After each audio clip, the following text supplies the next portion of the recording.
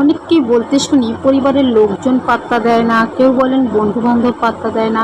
আজকের ভিডিওতে আলোচনা করব কয়েকটি কাজ আছে যা আপনাকে ছাড়তে হবে এবং আর কয়েকটি কাজ আছে আপনাকে করতে হবে, তাহলে আপনি সবার কাছে মূল্য পাবেন।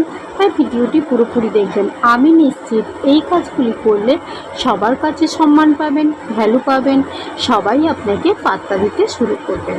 নাম্বার 1, পরোপকার বন্ধ করুন। অনেকেই আছে পরোপকার করতে ভালোবাসে, ডাকলে সঙ্গে সঙ্গেই চলে যায়। এই ধরনের মানুষেরা যতই ভালো কাজ করুক না কেন, কেউ তেমন পাত্তা দেয় না। তাই নিজেকে এতটাও সহজলভ্য করবেন না।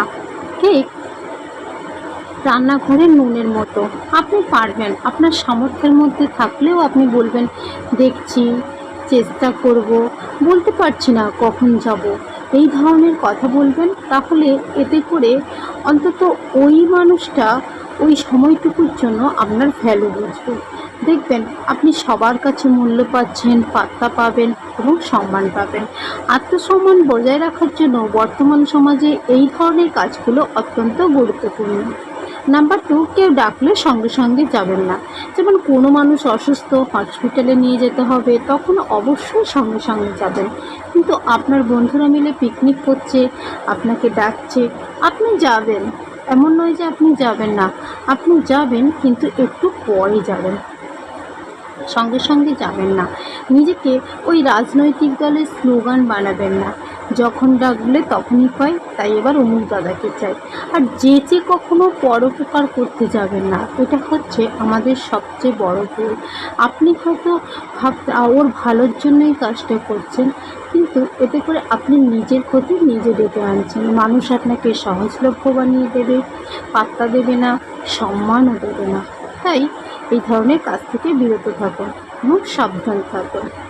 নাম্বার 3, সবার কাছে ভালো হওয়ার দরকার নেই। এক জীবনে একজন মানুষ সবার কাছে ভালো হতে পারে না। তাই জীবনে কিছু মানুষ সিলেক্ট করুন, তাদের মন প্রাণ দিয়ে ভালোবাসুন, দেখবেন সম্মান পাবেন। সকলের মন জয় করার দরকার নেই, সবাইকে খুশি করারও দরকার নেই। আপনি যদি বিদ্যাসাগরের জীবনী পড়েন, বুঝতে পারবেন উনি এক শ্রেণীর মানুষের কাছে দেবতা ছিলেন, আর এক শ্রেণীর মানুষের কাছে উনি শত্রু ছিলেন। আমরা এটাও জানি, বিদ্যাসাগরের মাতৃভক্তির কথা যেমন জানি, তেমনি উনি শেষ বয়সে মায়ের মুখ দর্শন করেন। তাই জীবনে সিলেক্টেড মানুষের যত্ন নিন, তাদের ভালো রাখার দায়িত্ব দিন, তাদেরকে ভালো রাখার জন্য প্রাণপণ চেষ্টা করুন। সবসময় সহজে মাথা নত করবেন না, সিদ্ধারা সোজা করে হাঁটুন, সবাই আপনাকে সম্মান করবে। তার জন্য নিজের পার্সোনালিটি ঠিক রাখতে হবে, না হলে মানুষ আপনাকে ফুটবল বানিয়ে দেবে, যেদিক খুশি বলের মতো করে লাথি দিয়ে গড়াবে। তাই সাবধান। নাম্বার 4, যে যেমন তার সঙ্গে তেমন ব্যবহার করুন। আর সহ্য নয়, ছোবল মারতে না পারেন কোনা তুলুন, সোজা হয়ে দাঁড়াতে হবে। ভীরু কাপুরুষ হলে চলবে না, না মানুষ আপনাকে ভ্যালুলেস করে দেবে, আর আপনাকে সম্মান তো দেবেই না, তার থেকেও বেশি আপনাকে আলু ভাতের মতো স্ম্যাশ করে দেবে। তাই ঝগড়া অশান্তি না করতে পারেন, সোজা হয়ে সত্যি কথা বলার ক্ষমতা রাখুন, তাহলে সম্মান পাবেন। আপনাকে কেউ কিছু বলল আর আপনি কাঁদলেন, নাহলে ঝগড়া করলেন, এতে করে মানুষ আপনার মানুষকে আপনি এন্টারটেন করলেন বা মজা পেল, এটা হতে দেবেন না। যখন সোজা হয়ে দাঁড়াবেন, মানুষ আর আপনাকে নিয়ে মজা করার সুযোগ পাবে না। তখন মানুষ বুঝে যাবে ছুললে পাটকেল খেতে হয়, আর তখনই মানুষ আপনার ভ্যালু বুঝবে, সম্মান করবে। যে আপনার সঙ্গে ভালো ব্যবহার করে, আপনিও তার সঙ্গে ভালো ব্যবহার করুন। যে আপনার সঙ্গে খারাপ ব্যবহার করে, আপনি তার সঙ্গে খারাপ ব্যবহার করুন। আর যে আপনার সঙ্গে খারাপ ব্যবহার করে, তার জীবনে যেমন আপনার প্রয়োজন নেই, আপনারও তাকে প্রয়োজন নেই আপনার জীবনে। নাম্বার 5, একবারই উপদেশ দেওয়া বন্ধ করুন। যদি নিরপেক্ষ উপদেশ হয় আলাদা ব্যাপার, কিন্তু অন্যের সংসারে কখনো নাক গলাবেন না, নাক কাটা যাবে। তাই কারোর পারিবারিক ঝামেলায় যাবেন না, কথা বলবেন না। ওরা ঠিক হয়ে যাবে, আর মাঝখান থেকে আপনি সেই ভ্যালুলেস হয়ে যাবেন। ঠিক যেমন আমে দুধে মিশে যায় আর আঁটি গড়াগড়ি খায়।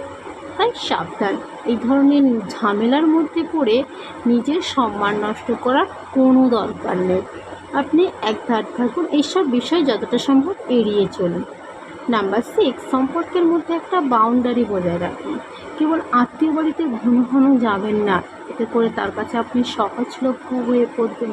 সে যে আত্মীয়ই হোক না কেন কিংবা বন্ধু হোক না কেন, তাদের কাছে ঘন ঘন যাবেন না। সে আপনাকে সম্মান দিতে চাইবে না। অতিরিক্ত মাখামাখি কোনো কিছুতেই ভালো নয়, তাই সাবধান, এই কাজগুলো করবেন না। আর যদি আপনি এই কথাগুলো মেনে চলেন, আপনাকে সবাই স্যালুট করবে, মূল্য দেবে। আর যদি আমার ভিডিওটা ভালো লেগে থাকে, প্লিজ লাইক, কমেন্ট আর সাবস্ক্রাইব করে আমার